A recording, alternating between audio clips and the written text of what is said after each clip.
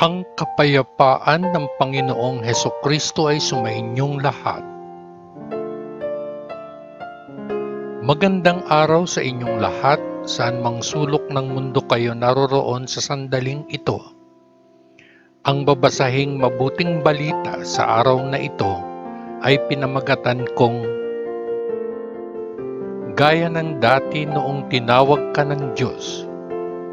Magpatuloy kang mamuhay ayon sa kaloob ng Diyos.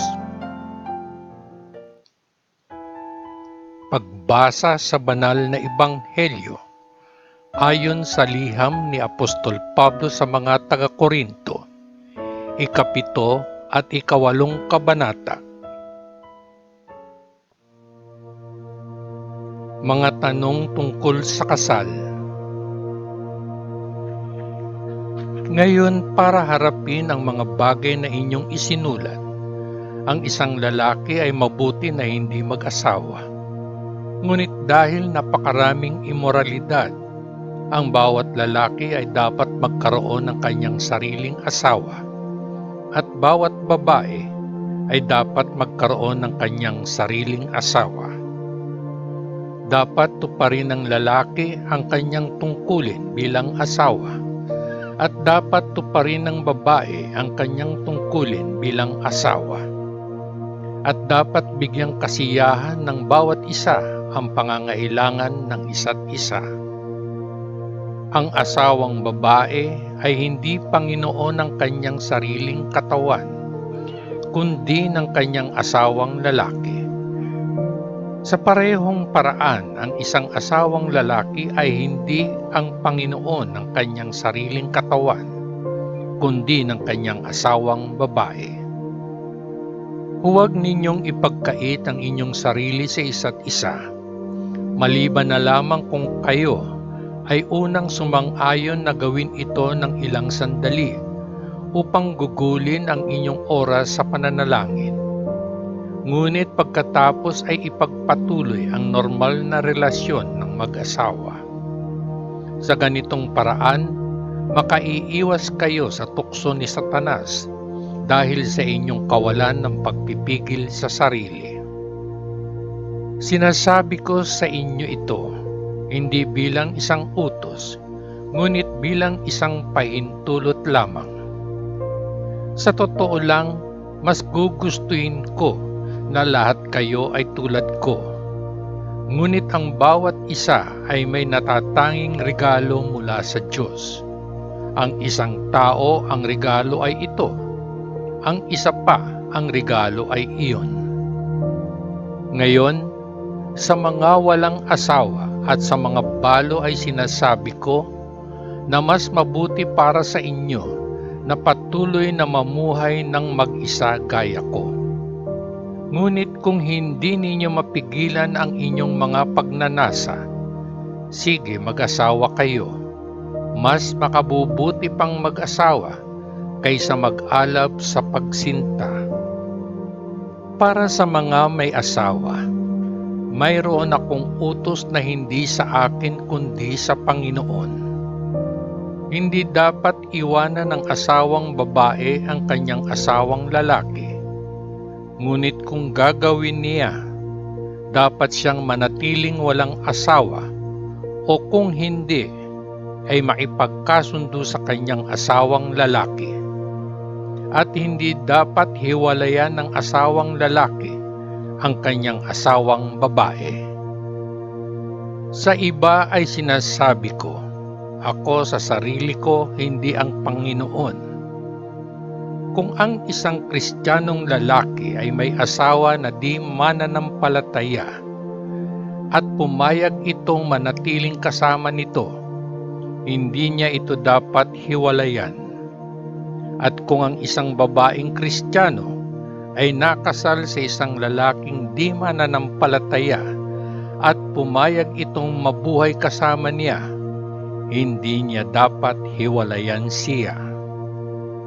Sapagkat ang asawang hindi sumasampalataya ay ginawang katanggap-tanggap sa Diyos sa pamamagitan ng pakikipag-isa sa kanyang asawa. at ang asawang hindi sumasampalataya ay ginawang katanggap-tanggap sa Diyos sa pamamagitan ng pagkakaisa sa kanyang Kristiyanong asawa.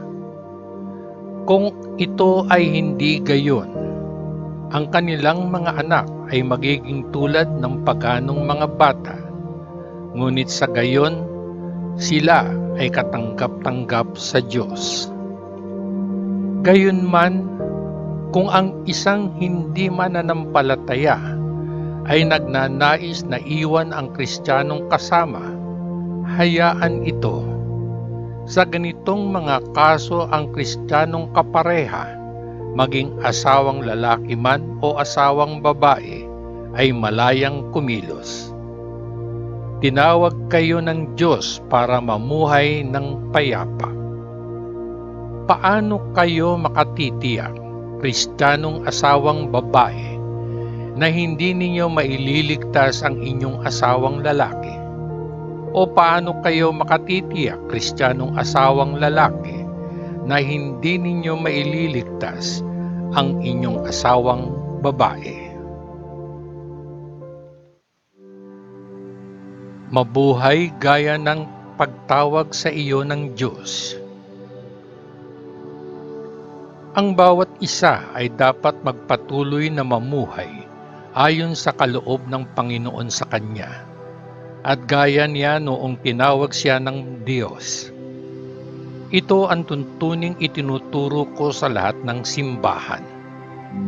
Kung ang isang lalaking tuli ay tinanggap ang tawag ng Diyos, hindi niya dapat subukang alisin ang mga marka ng pagtutuli. Kung ang isang hindi tuli ay tinanggap ang tawag ng Diyos, hindi siya dapat magpatuli. Sapagkat kahit na ang isang tao ay tuli o hindi, ay walang kabuluhan. Ang mahalaga ay sundin ang mga utos ng Diyos. Ang bawat isa ay dapat manatiling tulad kung ano siya dati noong tinanggap niya ang tawag ng Diyos.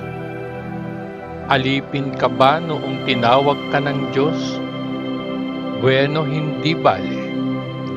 Ngunit kung mayroon kang pagkakataon na maging isang malayang tao, gamitin ito. Sapagkat ang alipin na tinawag ng Panginoon ay malayang tao ng Panginoon. Sa parehong paraan, ang isang taong malaya na tinawag ni Kristo ay kanyang alipin. Binili kayo ng Diyos sa isang halaga, kaya huwag maging alipin ng mga tao. Mga kapatid ko, dapat manatili ang bawat isa sa pakikisama sa Diyos sa parehong kalagayan gaya ng dati noong siya ay tinawag. Mga tanong tungkol sa walang asawa at sa mga balo. Ngayon, hinggil sa inyong isinulat tungkol sa mga taong walang asawa. Wala akong utos mula sa Panginoon. Ngunit ibinibigay ko ang aking opinyon bilang isa na sa pamamagitan ng awa ng Panginoon ay karapat-dapat na pagkatiwalaan. Kung isa sa alang-alang ang kasalukuyang pagkabalisa, sa palagay ko ay mas mabuti para sa isang tao na manatili sa kanyang kalagayan. May asawang babae ka na ba? Kung gayon, huwag subukang alisin siya. Ikaw ba ay walang asawa? Kung gayon, huwag maghanap ng asawa. Ngunit kung mag-aasawa kayo, hindi kayo nakagawa ng kasalanan. At kung ang babaeng walang asawa ay mag-asawa, hindi siya nakagawa ng kasalanan. Ngunit mas gugustuhin kong iligtas kayo sa pang-araw-araw na problema na tatamasahin ng mga may asawa.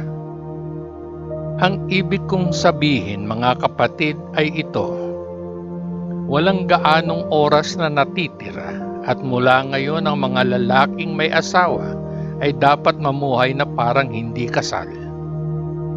Yaong mga tumatangis na parang hindi nalulungkot, ang mga tumatawa na parang hindi sila masaya, yaong mga bumibili na parang hindi nila pag-aari ang kanilang binili, yaong mga nakikitungo sa material na mga bagay na parang hindi sila ganap na abala sa kanila.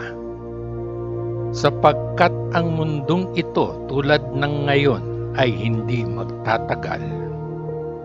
Gusto kong malaya kayo sa pag-aalala. Ang isang lalaking walang asawa ay nag-aalala sa kanyang sarili sa gawain ng Panginoon, sapagkat siya ay nagsisikap na palugdan ang Panginoon. Ngunit ang lalaking may asawa ay nag-aalala sa kanyang sarili sa mga bagay na makamundo, sapagkat nais niyang paluguran ang kanyang asawa, kung kaya't siya ay hinihila sa dalawang direksyon. Ang isang babaeng walang asawa o isang birhen ay nag-aalala sa kanyang sarili sa gawain ng Panginoon, dahil gusto niyang italaga kapwa sa katawan at espiritu. Datapwat ang babaeng may asawa ay nababahala sa mga bagay na makasanlibutan, sapagkat ibig niyang mapalugdan ang kanyang asawa. Sinasabi ko ito dahil gusto ko kayong tulungan. Hindi ko sinusubukan na maglagay ng mga paghihigpit sa inyo.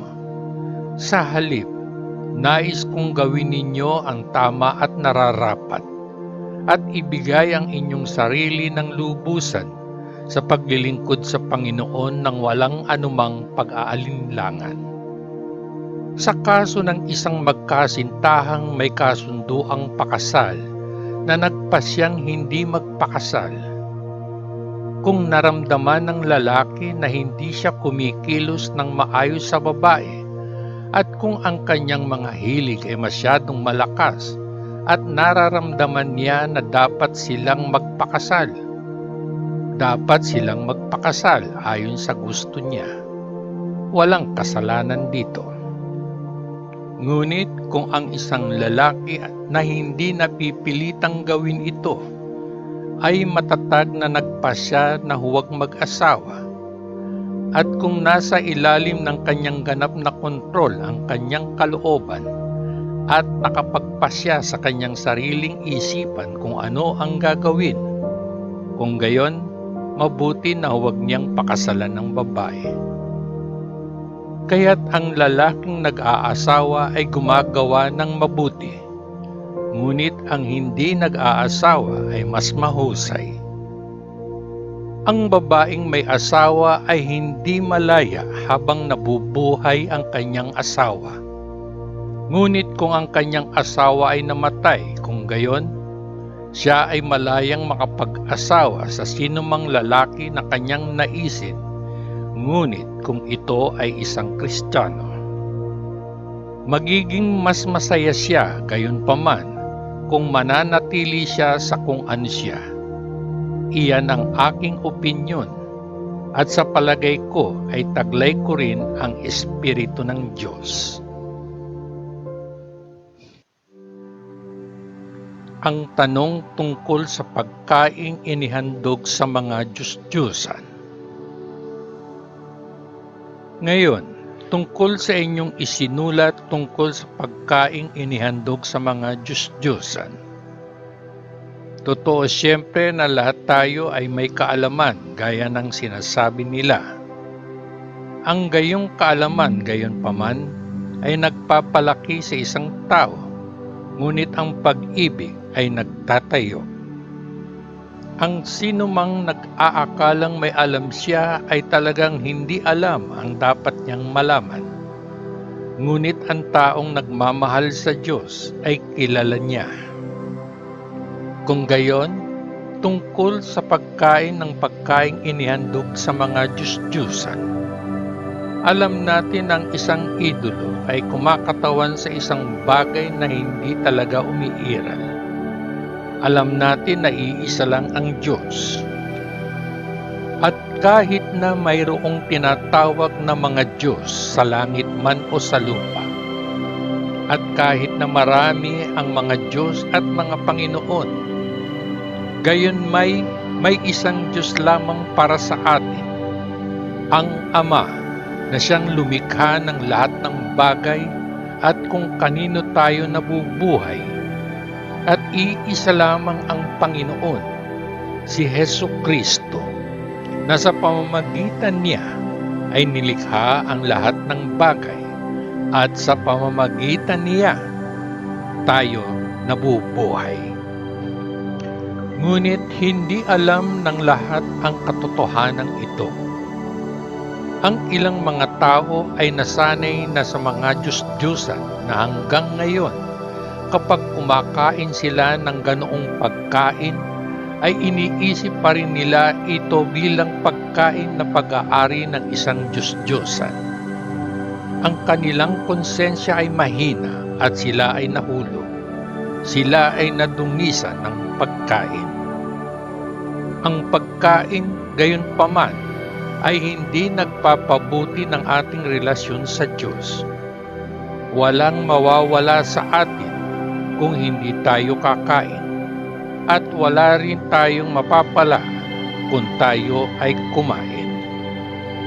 Mag-ingat gayon paman na huwag hayaan ang inyong kalayaan sa pagkilos ay maging sanhi upang mahulog sa kasalanan ang mga mahihina sa pananampalataya.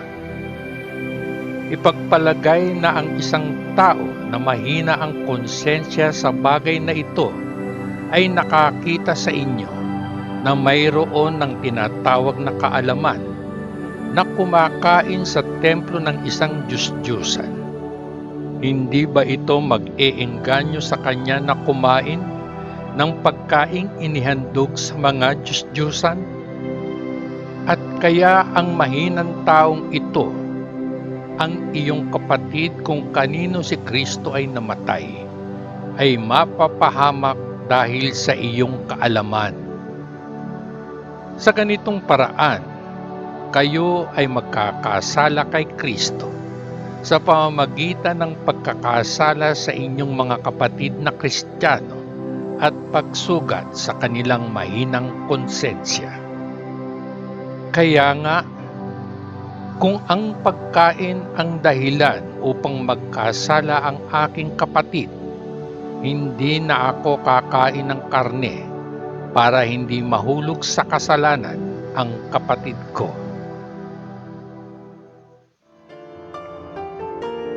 Ang mabuting balita ng ating Panginoon.